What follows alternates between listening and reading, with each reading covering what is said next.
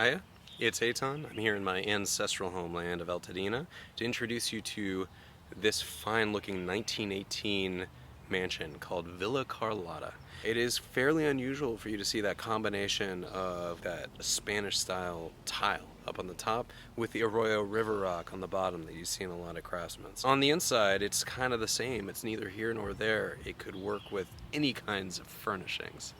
So this is on the National Register as one of the best residential works by Myron Hunt, one of the premier architects of Southern California in the first half of the 20th century. He did the Rose Bowl, he did the Huntington Library and Mansion, he did Throop University, which would later become CalTech, and he also did the Pasadena Public Library. The wood panels that you'll see in the Pasadena Public Library are echoed in the wood panels here.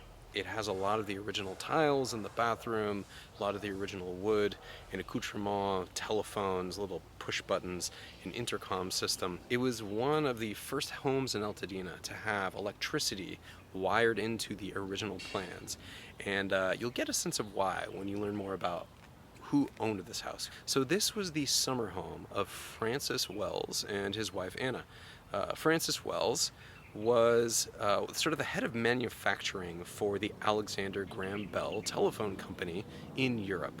Hunt worked with the family to build a lot of the elements into this house that were familiar and comfortable to them from their other house in France. So the high ceilings, the wood panels in the library, that kind of thing. It wasn't just Francis and Anna that lived here.